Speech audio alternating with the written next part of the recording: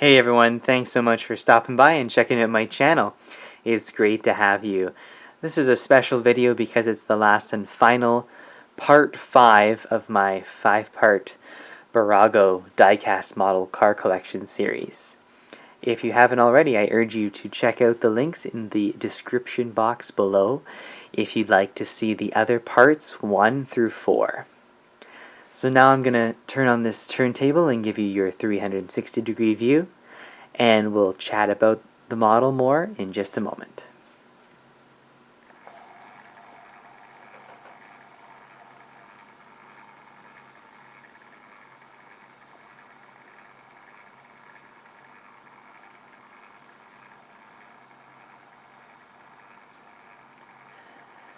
This is my 1997 Dodge Viper GTS Coupe. I think it looks fantastic in the red with the gold rims and all the black accents, as well as that awesome white double racing stripe. I really like it when they put on these racing stripes on the Vipers. And this particular year is really one of my favorites. I think in the 90s, Viper was really at the pinnacle of their design. That's just my personal opinion, but I love how narrow the back gets and how those taillights match the rear portion of the car so well. It's almost like this particular one is more fine-boned than some of the newer Vipers, and I really appreciate that kind of styling. So just some information about this car. It's a V10, and it's mated to a 6-speed manual transmission. It makes 450 horsepower at 8,000 RPM and 490 foot-pound of torque at just only 3,700 RPM. So 450 horsepower, 8,000 RPM, 490 foot-pound of torque at 3,700. Those are very impressive numbers. So looking on the bottom on the inscriptions on this model, this one says made in Italy, so it's sort of contradicting my theory about all the Ferraris being made in Italy in some way. I'm still at a loss of really understanding how Bburago determined which cars were made in which country. Just something interesting that it'd be nice to know. But this Dodge was made in Italy. It's a 1/24th scale, and it really is an impressive model. The Dodge Viper is such an iconic American sports car, and it's really nice to step away from all the Italians that we've been having in this series and bring you something from America. So I'm going to stop the turntable now, and we're going to take a look at some of the cool aspects of this model a little closer. So yes, that back end. Let's take a look at that. Like I was saying, it just really seems to get quite narrow at the back, and I really like that particular styling. The sides are really nice with those doors that are hinged almost on an angle to the engine bay cover with that gigantic venting system there. It really gives sort of an angular, edgy feel, and it also gives you sort of a Coke bottle design, where you have really those sexy curves in the front and over the rear wheel arches as well. It's a really nice design, and again, it really looks fast and powerful and strong. So of course this is going to be rear wheel drive, and I love that it doesn't have any, well, very few to none driver aids or creature comforts. It's a purely focused driver's car. So the gold rims are really nice. I actually think this is the only model in my entire collection, Bburago or not, that has gold rims. So it's unique in that way. If we take a look at the engine bay cover, I'll open it up for everyone here. There's a little click, and this model is really nice. It stays open for you, so you can display it like this.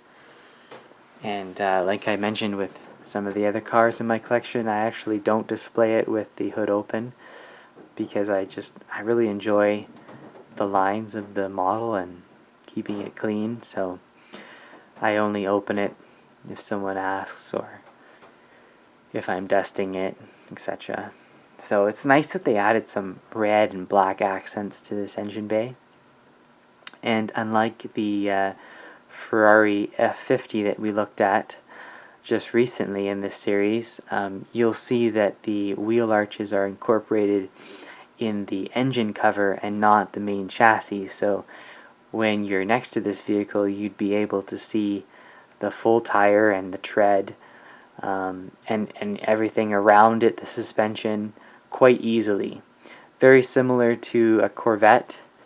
I remember when I drove a C6 and I was admiring the engine, that was something that I noticed. I noticed that you could see the entire two front tires.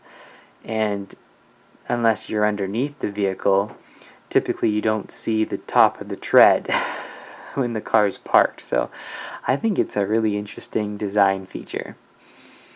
And it seems to be a theme with these front-engine American cars. So it looks really nice. Take a look at the other side here.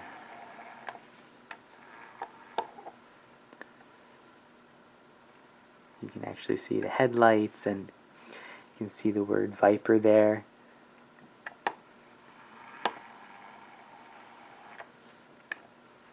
And in the back, there's again a full-size spare tire underneath the glass there. And again, very low profile. All these sports cars are so low, and it just makes them look that much faster. So I'll open up the driver's door here for you. Bit stiff, bear with me. There's actually sort of two positions for this door for display. And right away, I don't know if you're going to notice this, but I had a little moment with my model paint as a kid. This was actually a model that I had very early on in my car collecting days. So I had just finished, I actually forget what model I was doing, but I was painting one of those, unpainted models from scratch and building it myself. And I thought, I want to spruce up my Dodge Viper's cabin. So I actually painted the seats with red bolsters, and you can see red on the seat itself. And then I added red on the dash, and I actually painted a few of the hoses in the engine bay, and I also painted the vents on the dash. There's two vents there, I guess, for defrost, and 3 little fasteners towards the edge. So those I painted in red as well. So that is not stock from Bburago. That is just my own personal choice to do so, and I really like how it turned out. I'm actually kind of amazed that I was able to do that without removing any of those interior pieces, and just doing it freehand with a brush, with it still in the model itself. And it turned out really well. I'm glad it did. I'm glad I didn't mess up my model being a young kid. but I really like it. I think it's really nice, and I remember this interior just being all black, so it gives it a nice contrast. Quite pleased with that.